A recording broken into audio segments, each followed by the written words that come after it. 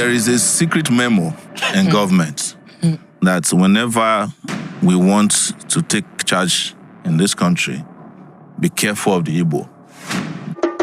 Igbo Area TV, on the Igbo.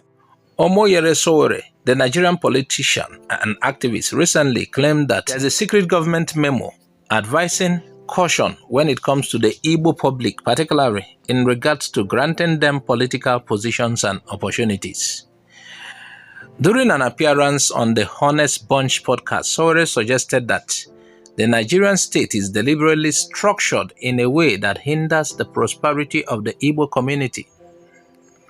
He argued that for the Igbo to thrive, Nigeria must undergo a division.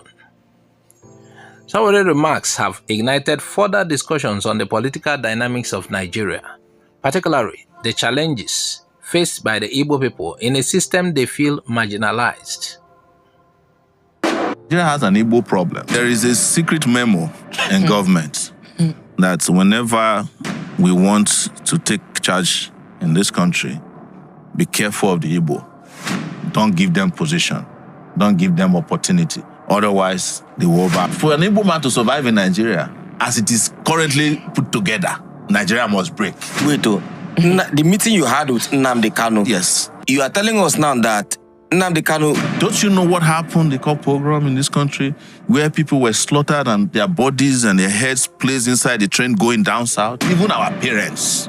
Wow. Tell us, Igbo, in 2024, detaining Nnamdi Kanu against all the court orders, against all the court...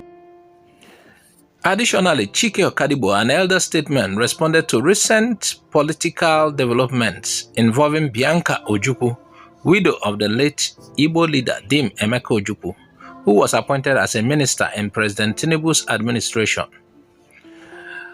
Obidigbo warned that any attempt to use Ojukwu's appointment to suppress secessionist sentiments among the Igbos would be met with resistance, though he acknowledged Bianca Ojukwu's qualification for the role. The growing tension points to deep-seated issues surrounding the political marginalization of Igbo people and the broader debate about Nigeria's unity and federal structure. Here are key points from the article. 1. Sowore's allegation. Omoyele Sowore claims that there is a secret government memo warning against granting political positions and opportunities to Igbo people. 2. Call for Nigeria's division. Sowore argues that for Igbo community to thrive, Nigeria must undergo a division as the current structure prevents their prosperity. And like I've told several friends, if you want this country to prosper, the division is the best. Split the country. The North will do well, very well on their own than while in Nigeria. It is not only Biafra that will do well, Oduduwa will do well, others will do equally well. There will be competition and there will be love. The unity is causing so much harm to the various ethnicities in Nigeria. We are united against our will. And I think Sowore is making sense with this. Concerning Igbos living in Nigeria, yes, because they feel marginalized. After the war, they said no victor, no vanquished, which we actually know that it is not true, but for the sake of trying to be persuasive. After that war, they said no victor, no vanquished. They talked about, 3 R's, reconciliation, whatsoever. But that is not the case. Things have gone so much wrong. The vendetta is still visited among the Igbo people. So there is reason if the split will make a sense, so much sense. Now, number 3, podcast appearance. Sowore made these 3 remarks during a recent episode of the Honest Bunch podcast, co-hosted by actor Chinedu Ane, Emmanuel Nedu. Number 4, Obidigbo's warning. Elder statesman Chike Obidigbo had cautioned Bianca Ojukwu, widow of Dim Emeka Ojukwu, against using her ministerial appointment to suppress Igbo secessionist movements. Remember, somebody raised an alarm earlier. This lady called Kemi Olunloyo. She raised an alarm. She said she knew Bianca from childhood, that they are about the same age. Her father was a governor in one of the Yoruba states, and Bianca's father was also a governor of the old Anambra state. Then Anambra and Enugu were together. She said she knows Bianca so much, and her advice is that Bianca shouldn't accept the appointment because it involved Minister of Foreign Affairs. I think Bianca is Minister of State for Foreign Affairs. To her, Bianca will use that role to spite Biafra's movement.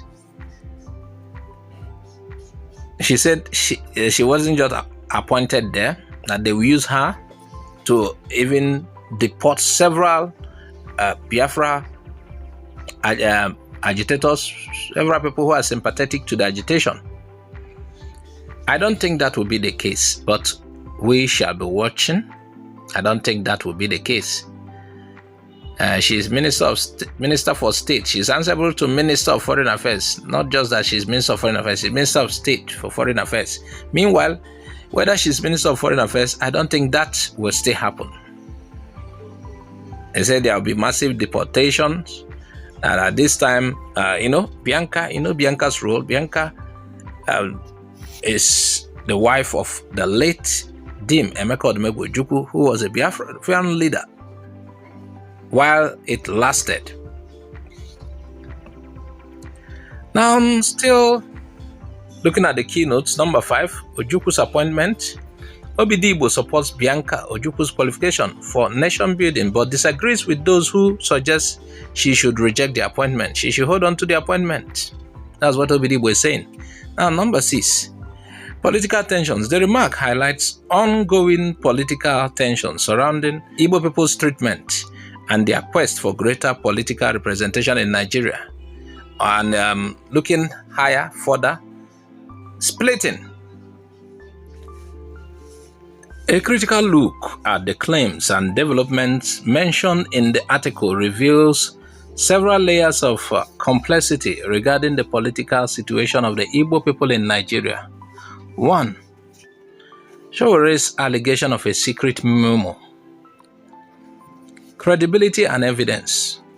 Sowore's assertion about a secret memo in the government advising caution towards the Igbo people is a serious claim, but there is no independent evidence presented to back it up. Without confirmation from credible sources within the government or leaks of such memo, it remains speculative. Sowore, as a non-political activist, may be using provocative rhetoric to draw attention to perceived political marginalization, but the lack of transparency about the memo casts doubts on its validity. I can also say such memo will exist, but in the minds of the politicians, because there is a saying, and it keeps on raging, that because of what happened in 1966, that Igbo man cannot be president.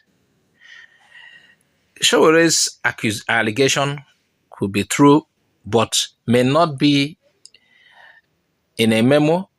Okay, let's consider the secret memo only in the minds of certain people. Actually, I believe separation will solve it. What we are just doing is taking a critical look, but for me, separation will solve it. Even though I have to be neutral on the critical look, separation will solve it. What I just passed to you is a neutral view. Nigeria separation is the best. Being together has not also helped us.